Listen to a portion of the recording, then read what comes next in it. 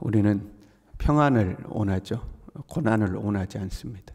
평안하고 평화롭고 여유 있기를 원하죠. 모든 사람이 그걸 원하지 않겠습니까? 근데 그걸 원하는데 거기에 합당한 사람이 되어야 합니다. 우리 이제 한 고등학생쯤 되면 아이들이 자기 배우자에 대한 생각을 하거든요. 막연한 환상을 갖는 거죠. 청년들이 되면 현실적인 생각을 조금 하지만 여자아이들에게 어떤 배우자를 원하느냐 하면 거의 비슷합니다. 키 크고 잘생겼고 성품 좋고 믿음 좋고 직장 좋고 다 그런 이야기를 해요. 그러면 제가 그런 아이들에게 되묻는 것이 있습니다. 그러는 너는 어떠냐? 그런 너는 어떠냐? 네가 그런 사람에게 합당하냐 하는 거죠. 세상에 키 크고 잘생기고 성품 좋고 직장 좋고 신앙 좋은 사람이 실제로 존재한다. 그 사람이 너를 좋아해 주겠느냐? 너는 거기에 합당한 사람이냐 하는 거죠. 자기가 누리려고 하는 것에 합당한 사람이 되어야 합니다. 나는 아무 준비도 되어 있지 않고 거기에 합당하지도 않는데 그것이 나에게 오기를 바라는 것은 그냥 막연한 환상이죠. 망상이고 나에게 절대 오지 않습니다. 서로 나에게 왔다고 할지라도 그를 오래 가지고 있지 못합니다. 가령 내 몸에서 온갖 오물이 묻고 오물 냄새가 나요. 우연히 나비 한 마리가 나에게 날아왔습니다. 그 나비가 얼마나 나에게 머물겠습니까? 그냥 떠나가겠죠. 냄새가 나니까. 난 파리가 안 왔으면 좋겠어. 그런데 내 온몸에서 냄새가 나니까 당연히 파리가 오게 되어 있는 겁니다. 내 자신이 합당한 사람이 되어야 되는 거죠. 평안을 원하면 하나님의 뜻 안에 거해야 합니다. 내 삶이 평화롭기를 원하면 하나님의 말씀 안에 살아야 합니다. 그게 가장 기본인 거죠. 그럼에도 불구하고 고난이 찾아올 때가 있습니다. 우리가 하나님이 하시는 일을 사람으로 하여금 다 알 수 없게 하셨다고 그랬거든요. 나중에 가서 우리가 천국에 가서는 하나님께 물어봐야겠죠. 하나님 그때 나에 아프게 하셨냐고. 하나님 나 그때 왜 그 고난 당하게 하셨냐고. 천국에 가서야 물어볼 수 있는 거죠. 하나님이 하시는 일을 우리가 다 알 수 없게 하셨어요. 그래서 하나님의 말씀 안에 거하고 하나님의 뜻 안에 거하지만 그럼에도 고난이 찾아올 때가 있는 거죠. 그런데 그렇지 않게 산다면요. 말씀에서 어긋나게 산다면요. 하나님의 뜻에서 벗어나게 산다면요. 징계가 찾아오는 것이 당연한 겁니다. 징계가 없으면 사생자라고 그랬잖아요. 우리가 하나님의 자녀가 맞다면 하나님의 말씀에서 벗어나면 고난이 찾아오는 게 맞는 겁니다. 지금 이스라엘은 하나님께 등을 돌리고 온갖 못된 짓을 하고 있는 거거든요. 영적으로나 도덕적으로나 윤리적으로나 완전 부패하고 타락했습니다. 그러니까 도저히 하나님이 견딜 수가 없어요. 내 백성이고 내가 그들과 함께 한다고 하셨는데 그들 중에 내 집이 있는 건데 하나님이 도저히 그 집에 들어갈 수도 없고 그 백성과 함께 어울릴 수도 없고 그 땅에 발을 딛기도 싫으신 거예요. 도저히 못 견디셔서 하나님이 이스라엘을 징계하시는 거죠. 근데 하나님의 징계가요 한꺼번에 빵 터지는 게 아니고 점진적으로 하십니다. 경고를 하시는 거죠. 먼저 북이스라엘이 망했어요. 남유다도 한 번에 망하게 하신 것이 아니라 처음에는 아수르가 왔다 갔다 쳐들어갔다 왔다 갔다 하다가 나중에는 이제 바벨론이 왔다 갔다 하다가 한번 이스라엘 근처까지 왔다가 다시 돌아가고 이스라엘 성을 포위했다가 다시 돌아가고 이런 식으로 점진적으로 하는 거거든요. 그러면 깨어있는 사람 같으면 빨리 정신을 차리는 거죠. 아이고 내가 정신 하나님 앞에 똑바로 차려야겠다. 이거 하나님 경고구나. 정신을 똑바로 차려야 되는 거죠. 근데 이스라엘은 정신을 못 차리는 거예요. 1차 포로 잡혀가 2차 포로 잡혀가 그래도 정신을 못 차리는 거예요. 15절에 이렇게 이야기해요. 예루살렘 주민이 네 형제 곧 네 형제와 친척과 온 이스라엘 족속을 향하여 이르기를 무슨 말이냐면 아직 포로 안 잡혀간 예루살렘에 거하고 있는 주민들이 있지 않습니까? 그 주민이 에스겔과 그의 친척들 이미 포로 잡혀가 버린 그 포로 잡혀간 사람들을 향하여 이야기한다 이 말이에요. 뭐라고 이야기하냐면 너희는 여호와께서 멀리 떠나라. 이 땅은 우리에게 주어 기업이 되게 하신 것이라. 너희는 떠나라는 거예요. 하나님이 이 땅을 우리에게 주셨다. 우리나라도 그런 말 있죠. 부정 탔다. 야, 네 부정 타게 뭐 이런 표현들 있잖아요. 무슨 말이에요? 꼭 그런 거예요. 너는 부정 탔어. 이제 여기 오지 마. 너는 하나님께도 버림받았고 너는 이제 하나님의 기업과도 상관없고 너는 저리가, 이 땅은 하나님 우리에게 주신 거야. 그렇게 이야기한다는 거예요. 너희들은 하나님께 버림받았으니 더 이상 너희들은 이 땅에 기업이 없으니 너희들은 저리 떠나라. 너희들은 하나님 앞에 범죄해서 벌받아서 너희는 쫓겨난 거다. 이제 이런 표현이죠. 우리가 간혹 그런 표현들을 하면 안 되는데 그런 표현들을 하시는 분들이 간혹 있잖아요. 누군가가 병에 걸렸거나 누군가가 현재 고난받고 있으면 다 네 죄값이었니? 죄를 지어서 그래. 네가 하나님 앞에 잘못했으니까 벌을 받지. 이렇게 좀 냉혹하게 이야기하는 표현들이 있잖아요. 그런데 반대의 경우들이 있는 거예요. 오히려 본보기 삼으려고 이 사람을 때리는 경우가 있어요. 사람들에게 교훈하기 위해서 이 사람에게 고난을 허락하시는 경우가 있어요. 저 사람 벌 받는 거 보고 네 깨달으라는 거예요. 저 사람 고난 받는 거 보고 너희들 정신 차리라는 거예요. 그런 경우가 있는 거거든요. 지금 1차 포로 잡혀가고 2차 포로 잡혀간 이스라엘 백성들은 지도자들입니다. 지도자로서 본을 보이지 못한 거, 지도자로서 백성들을 바로 이끌지 못한 거, 거기에 대한 하나님의 책임을 물으시는 거나 다름없거든요. 그래서 지도자들부터 잡아가는 거.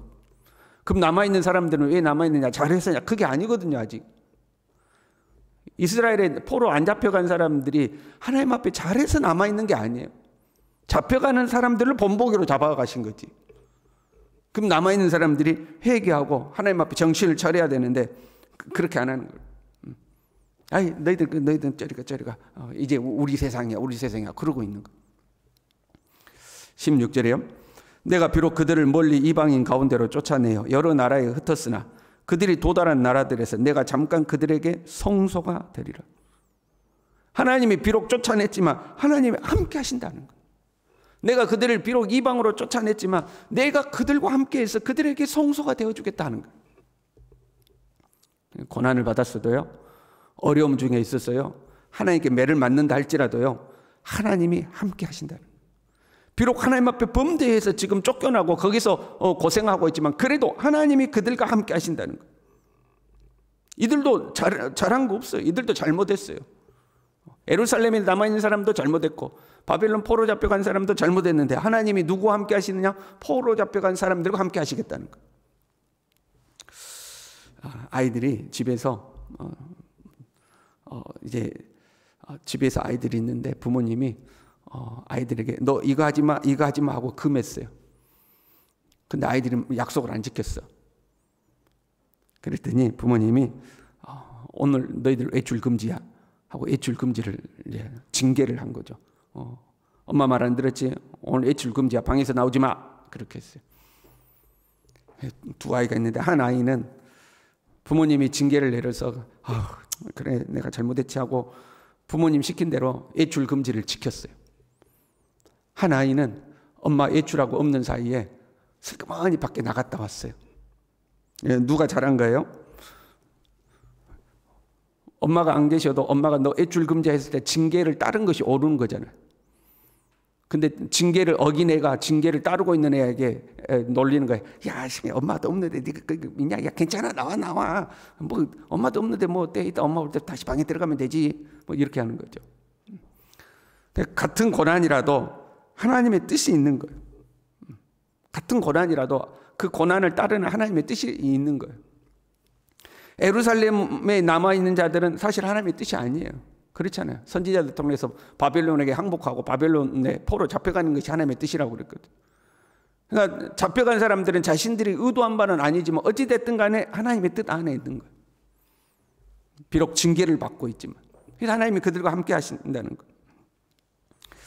징계를 통해서 18절에요. 그들이 그리로 가서 그 가운데 모든 미운 물건과 모든 가증한 것을 제거하여 버릴지라. 이제 징계를 받고 나서는 새 사람이 되어서 돌아온 거. 그래서 모든 미운 물건, 모든 가증한 것, 하나님의 뜻에 어긋났던 모든 것들을 다 제거해 버린다는 거예요. 하나님은 그들에게 한 마음을 주고 새 영을 주고 돌 같은 마음을 제거하고 살처럼 부드러운 마음을 주겠다는 거예요. 이것이 징계의 이유예요. 하나님 앞에 잘못 살았던 것들을 다 정리하고 하나님 앞에 새 마음, 새 영을 얻어서 이제는 더럽고 부정한 것 가까이 하지 않고 하나님 뜻대로 살 수 있는 사람으로 만드는 거예요. 징계를 통해서 오히려 깨끗해지고 새로워지는 거죠. 우리가 똑같잖아요. 부모가 자녀들 매를 들어 때릴 때는 네 잘못된 거 고치고 새롭게 되라고 매를 들어 때리는 거잖아요. 그러면 아이들이 그 징계를 통해서 아, 내가 잘못했구나, 이렇게 하면 엄마한테 혼나는구나 깨닫고 새로운 삶으로 돌아오는 거잖아요. 평안과 화평과 안전하고 여유로운 삶에 합당한 사람으로 변하는 거죠. 그렇죠? 부모님 말 안 들으니까 맨날 잔소리 듣고 꾸지람 듣고 매 맞고 그러는 거지. 이제 부모님 말씀 잘 듣는 사람이 되면 평안하잖아요. 부모님께 칭찬받잖아요. 예뻐서 용돈이라도 하나 더 주잖아요. 그러니까 그렇게 되는 거죠. 그 징계를 통해서 그렇게 되는 거죠. 그런데 21절에 보면요, 그러나 미운 것과 가증한 것을 마음으로 따르는 자는, 이런 표현을, 아직도 그걸 따르는 자들이 있다는 거예요. 깨닫지 못하는 사람들이 있다는 거예요. 그 고생했으면 바뀌어야 되는데 안 바뀌는 사람들이 있는 거예요. 아직도 미운 것과 가증한 것을 따라가는 사람이 있는 거예요. 고난을 당해도 못 깨닫는 사람들이 있어요. 고난 당해도.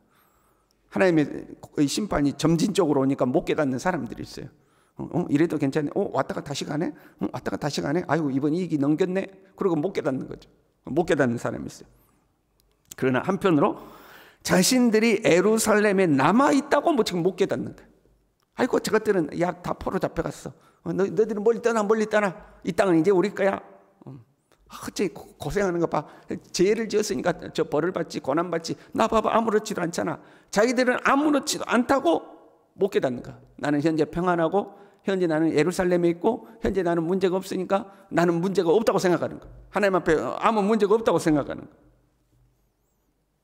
사실은 지금 먼저 잡혀간 사람들을 통해서 나를 교훈하고 계시는 건데, 너 안 고치면 너도 저렇게 망한다, 이거 아니에요. 근데 그걸 못 깨닫는 거예요. 나는 괜찮으니까. 우리도 똑같아요. 고난이 와서 깨닫으면 사실은 이미 늦은 거예요. 그렇잖아요. 매 맞기 전에 깨달아야지. 내가 이러면 엄마한테 혼나겠구나, 안 해야지 하고 먼저 깨달아야 되는데, 꼭 한 대 맞아야 깨달아. 그러면 큰애를 때리면 둘째부터는 저절로 배워야 되는 거거든요. 형아가 저렇게 하니까 엄마한테 맞는구나, 나는 안 해야지, 이렇게 해야 되는데, 나는 안 맞았으니까 괜찮지, 나는 안 맞았으니까 괜찮지, 이러고 있는 거예요. 그럼 깨닫지 못한 거죠. 다른 사람이 고난을 받고 있는가? 그러면 내 자신을 돌아보아 나에게는 저런 모습은 없는가? 이걸 생각하는 사람이 지혜로운 사람이죠. 나는 저런 모습이 없는가? 저 사람만 못돼서 매 맞는 게 아니고 나에게도 경고니까 나는 저런 모습이 없는가 돌아봐야 되죠. 평안하다고 안심하면 안 되죠. 내가 잘해서 평안한 게 아니라 하나님이 내가 돌아서기를 기다리고 계셔서 평안할 수도 있으니까, 내가 현재 잘해서 평안한 건가, 아니면 하나님이 나를 기다려주시는가, 자기를 돌아볼 줄 알아야 되죠. 그게 지혜로운 사람이죠. 그리고 혹 고난받고 있는가, 그래도 하나님이 함께 하신다는 것을 잊어버리면 안 되죠. 네가 흩어져 있는 곳에서 내가 너에게 성소가 되어주리라 그랬거든. 내가 고난 중에 있을지라도, 어려움 중에 있을지라도 하나님이 함께 계심을 믿는 거죠.